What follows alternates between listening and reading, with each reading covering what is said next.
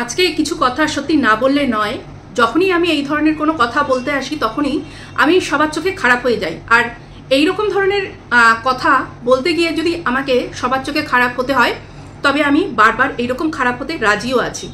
তো কি বিষয় বলবো, কয়েকদিন ধরে বেশ একটা বিষয় চোখে আসছে, নজরে আসছে। আর গতকাল যেটা শুনলাম বা দেখলাম তারপরেও যদি কিছু না বলি তাহলে আমার মনে হয় এই ইউটিউবে এই যে সমালোচনা করার নামে যে নাটকগুলো চলছে, আমার মনে হয় আমিও সেই নাটকেই যোগ দিয়ে ফেলেছি। আর আমার এই চ্যানেল রাখারও তাহলে কোনো অধিকার নেই। এই বিষয়ে আমি যদি কোনো কথা বলি তাহলে আমার মনে হবে প্রত্যেকের মতন আমিও সেই দলে যোগ দিয়েছি যে শুধু ভিউজ কামাও, ডলার কামাও, এছাড়া আর কিচ্ছু না। কেননা প্রত্যেকটা মানুষকেই আমি তাই দেখছি, যেখানে যেই কথাটা বলা দরকার সেখানে সেই কথাটা গুটি কয়েক মানুষ ছাড়া বলে না। আর যেই গুটি কয়েক মানুষ এই ব্যাপারে কথা বলে তারা হয়ে যায় দোগলা, তারা হয়ে যায় একবার এদিক একবার ওদিক, তারা হয়ে যায় মানে তাদেরকে ছেড়ে ছেড়ে চলে যায়। ভিউজ তাদের কম হবেই, কিচ্ছু করার নেই, কেননা তারা হচ্ছে সত্যি কথা বলার সাহসটা রাখে আর তাদের চ্যানেল থেকে সবসময় সত্যি কথাগুলোই আসবে। তো তেমনই এই যে সমাজ সেবার নামে যেই জিনিসগুলো দেখতে পাচ্ছি এখন, সত্যিই কি এটা সমাজ সেবা? সমাজ সেবা মানে কি? সমাজের সেবা করা, যারা দুস্থ মানুষ আছে, যারা এমন কিছুর মধ্যে দিয়ে যাচ্ছে সেইগুলো যাতে তাদের পাইয়ে দেওয়া হয় বা পেতে সাহায্য করা হয়, সেটাই হচ্ছে আমার মনে হয় সমাজ সেবা। কোথাও কোনো মানে এমন কোনো বয়স্ক ব্যক্তি যে অসুস্থ হয়ে আছে, এই গরমের মধ্যে এখন আমরা প্রায় দেখব যে এমন অনেক আছে যাদের ঘর নেই, বাড়ি নেই, রাস্তার পাশে থাকে, রোদের মধ্যে অনেক সময় অসুস্থ হয়ে যায়, খাবার পায় না, জল পায় না, স্ট্রোক হয়ে যায়, হিট স্ট্রোক। তাদেরকে সাহায্য করা, তাদেরকে মানে মেডিকেল ফ্যাসিলিটি দেওয়া, এইসব কাজ হচ্ছে সমাজসেবীরা করে, বা এটাই আমরা জেনে এসছি যে এই ধরনের কাজই করে। কিন্তু যেখানে জোর করে বলপূর্বক ভয় দেখিয়ে কোনো কাজ করা হয়, সেটা কি সত্যিই সমাজসেবামূলক কাজ? যেই কারণে বাবলি মুখার্জিকে আমার প্রথমটায় পছন্দ একদমই ছিল না, কেননা এখন বাবলি মুখার্জিকে আমি মানে পুরো দমে সাপোর্ট করি। ওনার জন্য আমার রেসপেক্ট, ভরে ভরে রেসপেক্ট আসছে আমার ভেতরে, এসেছে। কি কারণে বাবলি মুখার্জিকে আমার প্রথমটায় পছন্দ ছিল না? উনি যখন এই যে একটা করলো যে এর সঙ্গে একে না ওর সঙ্গে ওকে, এই ব্যাপারটা আমার একদম পছন্দ ছিল না। দ্বিতীয়ত উনি যখন বলেছিল যে জোর করে এই রিতম বলে যে ছেলেটি আছে তার ঘরে তার যে ওয়াইফ ক্রিমি আছে তাকে ঢুকিয়ে দিয়ে আসা হবে, তো সেই ব্যাপারটা আমার একদম পছন্দ ছিল না। কেননা জোর করে কিচ্ছু হয় না, জোর করে সত্যি কি ভালোবাসা যায়, ভালোবাসার জায়গাটা আনা যায়? আমার এটা মনে হয়েছিল। আর একটা ব্যাপার, এখানে আবার আইন সংক্রান্ত কোনো কথা বললে আবার সেই নিয়ে মানে একদম তোলপাড় হয়ে উঠবে, কেননা সত্যি কথা কেউ শুনতে ভালোবাসে না। সবাই চায় যে তাদের মতন করে কিছু কথা বলা হবে, তাদের মতন করে। কিন্তু সত্যি এটাই যে কোর্টের অর্ডার ছাড়া বলপূর্বক এইরকম কোনো কিছু করা যায় না। তো যাই হোক, তবুও করেছে, কিভাবে করেছে না করেছে সেটা তারা বলেছে, সেটা সবাই শুনে নিয়েছে, সেটা আমি আর না হয় নাই বললাম। তো এই কারণে আমার বাবলি মুখার্জিকে পছন্দ ছিল না। তারপরে যখন দেখলাম যে মানুষটি কাউন্সিলিং করলো, মেয়েটি কাউন্সিলিং করে মেয়েটিকে কিন্তু বারবার করে, এই কারণেই বাবলি মুখার্জি ওই লাইভগুলো করেছিল যে লাইভে পুরোটা বন্দি থাকবে। পরে গিয়ে যখন যদি বিট্রে করে, বাবলি মুখার্জি ভালোভাবে বুঝতে পেরে গেছিল যে এই মেয়েটি বিট্রে করতে পারে বা এই পরিবারটি এইরকম বারবার করে এসছে, এইরকম করতে পারে। সেই কারণেই আমরা বিরক্ত হচ্ছিলাম যে কেন রাত ভর এত ঘন্টা ধরে লাইভ কেন হচ্ছে। এখন বুঝতে পারছি উনি অনেক অভিজ্ঞ মানুষ, উনি আগামীতে কি হতে চলেছে না চলেছে উনি বুঝতে পেরেছিলেন। সেই কারণে সবটা তার ক্যামেরা বন্দি করা হয়েছিল। সেখানে বারবার করে কিন্তু মেয়েটিকে জিজ্ঞেস করা হয়েছিল যে তুমি কি চাও, তুমি কি চাও সংসার করতে? মেয়েটি কিন্তু বারবার করে বলেছিল যে না, সে সংসার করতে চায় না। আজকে যদি কোনো সাইকোলজিস্টের কাছে নিয়ে যেত মেয়েটিকে, সেখানে গিয়ে তার ট্রিটমেন্ট হতো, সাইকোলজিস্টের সঙ্গে কথা বলতো তার মনের কথা, হয়তো সেখানেও এই কথাগুলোই উঠে আসতো হয়তো। তো উনি কিন্তু একজন সাইকোলজিস্টের মতনই তার সঙ্গে কথা বলেছিল এবং মেয়েটির ভেতরের কথা উঠে এসেছিল। কিন্তু সেখান থেকে আবার গিয়ে বাড়িতে যাই হোক নিজেদের মধ্যে কোনো গন্ডগোল হলো, কেননা পরিবেশটাই ভালো না, যেখানে বড় হয়েছে, যে বড় করেছে সেই জায়গাটাই ভালো না। যে মা, সেই মাই ঠিক মতন শিক্ষা দিতে পারেনি। বাবাকে সত্যি বলতে এতদিন ভুল বুঝেছিলাম, এখন বুঝতে পারছি ওই বাবা যখন যখন মেয়েটিকে হয়তো শাসন করতে গেছে, সেই মা ওই বাবাকে শাসন করতে বাধা দিয়েছে। কেননা যে কোনো বাবা নিজের বাবা হলেও এইরকম ধরনের যদি কোনো ছোট্ট মেয়ে কোনো ছেলের সঙ্গে প্রেম করলো, পালিয়ে গেল, বাবা কিন্তু মেনে নেবে না। সব সময় চায় কিন্তু বাবা মা উভয় যে মেয়েটা আমার পড়াশোনা করুক, নিজের পায়ে দাঁড়াক, কিছু একটা করুক, তারপরে সে নিজের ইচ্ছা মতন যদি চায় বিয়ে করুক। কেননা এখন আর সেই দিনকাল নেই যে মেয়ে প্রেম করবে বাবা মা মানবে না, সেই দিনকাল নেই। কিন্তু একটা বয়সের তো ব্যাপার আছে, মেয়েটাকে পড়াশোনা তো শিখতে হবে। সে যত বড়ই ট্যালেন্টেড হোক না কেন, সে শিক্ষিত তো তাকে হতে হবে, ডিগ্রিটা তো অর্জন করতে হবে। এখানে অনেকেই বলে মেয়েটার প্রচুর ট্যালেন্ট, মানছি আছে, কিন্তু তার সঙ্গে শিক্ষা কোথায়? আমার মেয়ের সঙ্গে স্কুলে পড়তো একটি মেয়ে, তখন ওই চোখের বালি সিরিয়ালটা হতো, চোখের বালিতে যে ওই সুদীপ্তা বলে যেই মেয়েটি রোল করেছিল, ও আমার মেয়ের স্কুলে পড়তো। ও কিন্তু শুটিং করে তারপরে অনেক রাতে বাড়ি আসতো, তারপরে সকালবেলা স্কুলে আসতো। এক একদিন এমন হতো যে মেকআপ ওঠেনি, চোখের মেকআপ, মুখের মেকআপ ওঠেনি, সেই নিয়ে স্কুলে আসতো। তো তারাও কিন্তু পড়াশোনা করেছে, তারাও কিন্তু একটা জায়গায় আজকে পৌঁছেছে, পড়াশোনাটা সঙ্গে রেখে সঙ্গে নিয়ে। এমন না যে পড়াশোনা ছেড়ে দিয়ে এই সব অভিনয়ের জগতে তারা গেছে।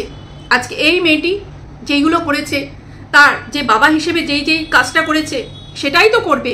নিজেদের দিক থেকে একবার তোমরা ভেবে দেখবে যে এটা কি যে বাবা করেছে সে কি খুব ভুল করেছে? তোমাদের নিজেদের সন্তান যদি এইরকম করতো, তোমরা কি তাকে বাহবা দিতে, এগিয়ে দিতে? বাবা হিসেবে তারা সে কি মানে এই মেয়েকে আটকাতো না? এরকম ধরনের যদি মেয়ে হতো বাধা দিত না? অবশ্যই দিত। একটা নাবালিকা মেয়ে প্রেম করেছে, বিয়ে করেছে। আজকে এই দিশানি বলে মেয়েটা, দিশানি নামটাই নিলাম, সেই মেয়েটা একবার তাকে শুনতে হচ্ছে সে বিবাহিত না, তার বিয়েই হয়নি। আবার পর মুহূর্তে শুনতে হলো যে হ্যাঁ তার বিয়ে হয়েছে। নাও, খুব হ্যাপি যে না অন্তত বিয়ে তো হয়েছে মেয়েটার। এর আগে কদিন ধরে শুনতে হচ্ছিল যে না মেয়েটার বিয়েই হয়নি। তাহলে মেয়েটা কি কুমারী, বিবাহিত না কি মেয়েটার?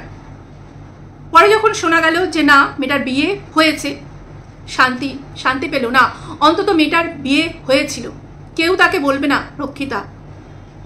একটা কম বয়সী মেয়ে, কি বা বয়স, এরা তিনজনই কিন্তু আমার সন্তান সমতুল্য বয়স। এদের কি বা এজ, এদের কি বুদ্ধিশুদ্ধি আছে? তাকে কমেন্টে ডাইনি থেকে শুরু করে রক্ষিতা থেকে শুরু করে কত কিছু সবাই বলে যাচ্ছে।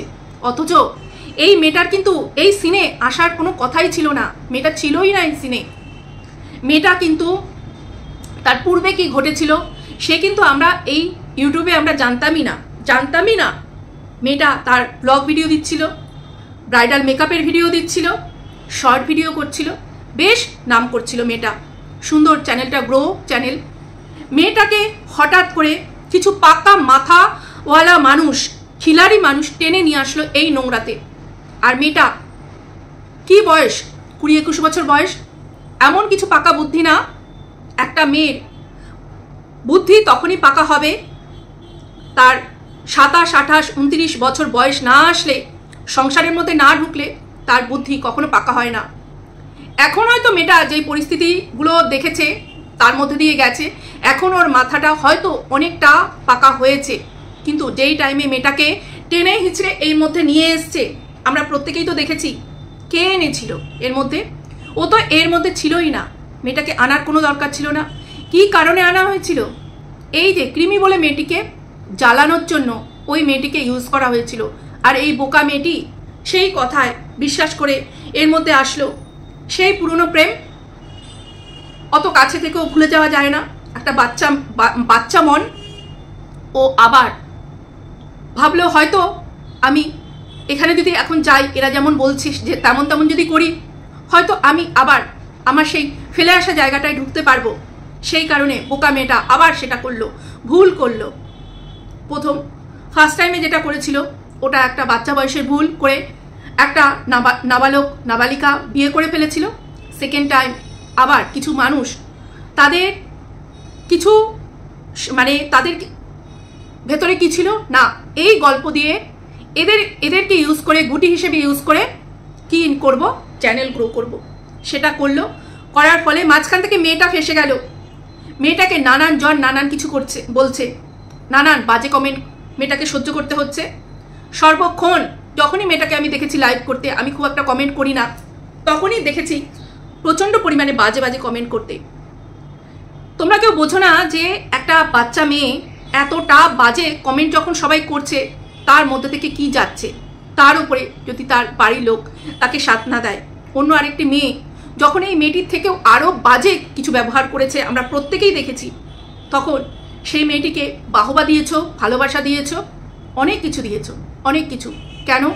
সেই মেয়েটির যে একটা ন্যাকা ন্যাকা ভাব আছে বা তার মায়ের যে একটা পাগলামো ভাব আছে, সেইগুলো হয়তো তোমাদের মনটাকে কেড়েছে, হয়তো তোমাদের মনটাকে কেড়েছে। সেই কারণে আজকে দুটো মেয়ের সঙ্গে আমি কম্পেয়ার করতে বসিনি, তবুও যখন বলতে বসেছি আমি এইটা বলবো যে দিশানি বলে মেয়েটা, সে ভেতরে কি আছে না আছে আমি জানি না, আর জানতেও চাই না। কিন্তু এই মেয়েটা কখনো ক্যামেরার সামনে এসে তার যে এক্স, আমি বলবো ওর সঙ্গে বিয়েই হয়েছিল, আমি বলবো না যে মেয়েটার বিয়ে হয়নি, যে এক্সের পরিবারকে নিয়ে খারাপ কথা বলেও নি বা নিজের মা বাবাকেও সোশ্যাল মিডিয়াতে বিক্রি করেনি।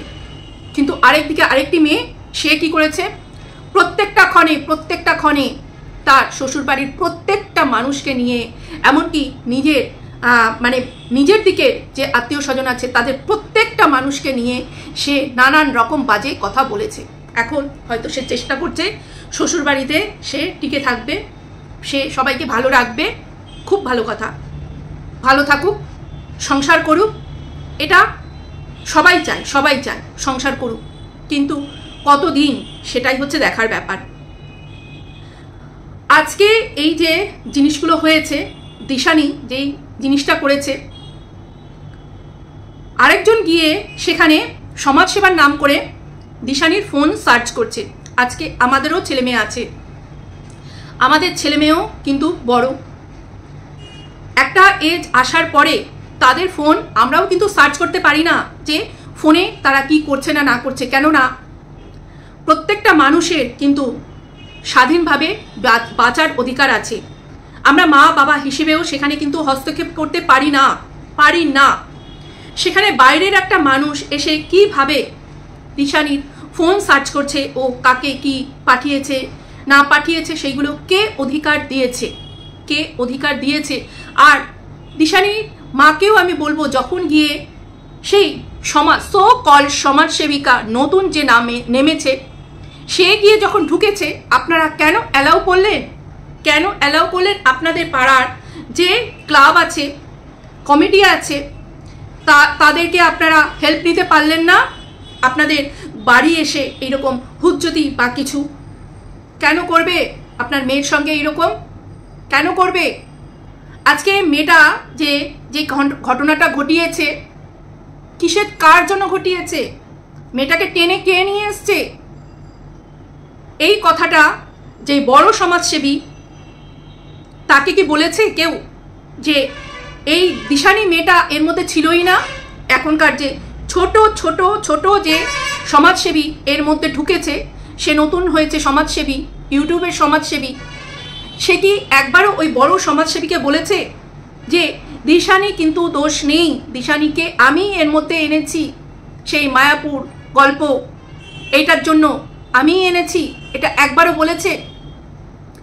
আজকে আমি এক দর্শক হিসেবে বলছি যে সন্দীপ আর টিনা এক হয়ে যাক, কি কারণে? তার বাচ্চাটার জন্য এই সমাজসেবীকে বলছি, এক করে দিন, সন্দীপ আর টিনাকে এক করে দিন। আমি এক দর্শক হিসেবে বলছি, যেহেতু আমার চ্যানেল আছে, আমি ক্রিয়েটার, সেজন্য ভিডিওর মাধ্যমে বলছি, শুধু ওই বাচ্চাটার জন্য ওদের দুজনকে এক করে দিন।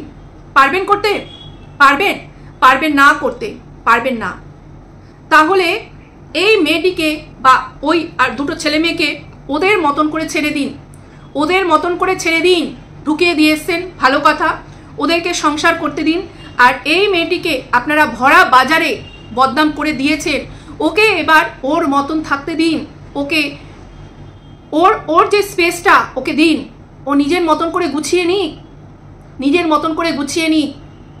আর যাকে দিয়ে এসছেন সংসার করতে, শুধু তার জন্য বার্তা দিন, সে পূর্বে যা যা ঘটনা ঘটিয়েছে সেইগুলো যেন না করে।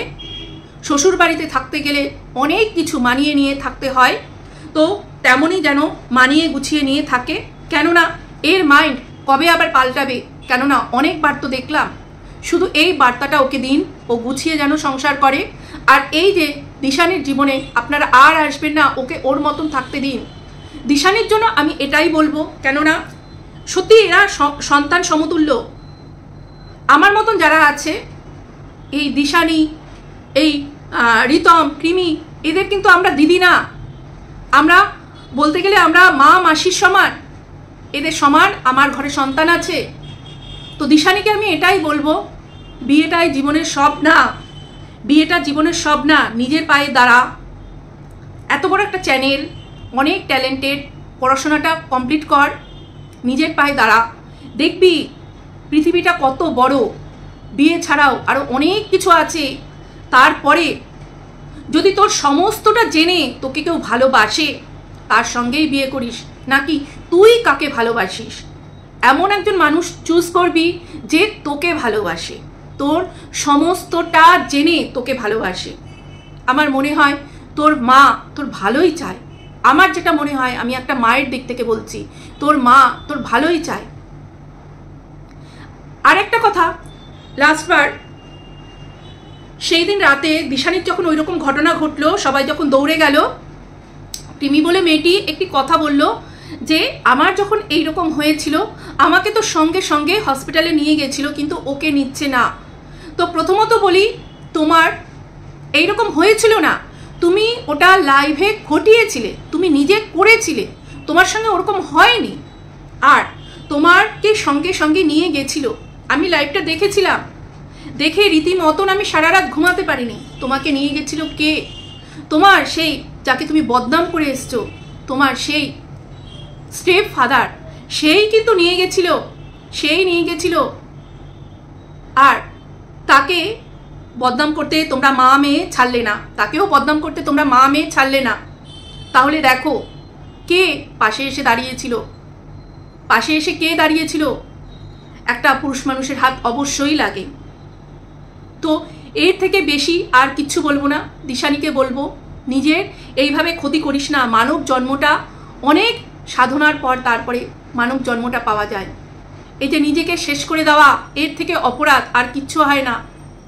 আজকে আমার মনে হয় তোরা যে তিনটে প্রাণী এই যে একটা চক্রর মধ্যে ঘুরছিস, এইটা তোদের পূর্ব জন্মের কোনো কর্মের ফল। এটার থেকে তোরা বেরোতে পারছিস না। এই জন্মেও ঘুরে ঘুরে ঘুরে ঘুরে আবার সেই এক জায়গায় আসছিস, সেখানে একটা ক্লাস বাজছে। এই জন্মে যদি এটার মীমাংসা না হয়, এইটাকে টেনে নিয়ে আবার পরের জন্মেও কিন্তু যেতে হবে। তার জন্য আমি বলবো, ঠাকুরের নাম কর, ভগবানের কাছে নিজেকে সঁপে দে। আর এর মধ্যে তুই জড়াস না, তুই নিজেকে তৈরি কর। এই চক্র থেকে দিশানি তুই নিজেকে বের করে নে।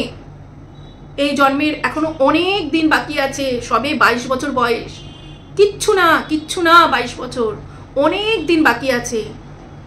নিজের জীবনটাকে সুন্দরভাবে নিয়ে যা, নানান জায়গায় ঘুরে বেড়া, পয়সা ইনকাম কর, নানান জায়গায় ঘুরে বেড়া, খুব আনন্দ কর। পরের জন্মটাও সুন্দরভাবে যেন মানে এই জটিলতা নিয়ে যেন জন্ম আর গ্রহণ আর না করিস। তো আজকে এই পর্যন্তই বন্ধুরা, টাটা, ভালো থেকো, সুস্থ থেকো। আর সমাজসেবী লাফালাফি একটু কম করুন। অনেক তো হলো, অনেকের ক্ষতি করে অনেক তো হলো, এইবার একটু কম করুন।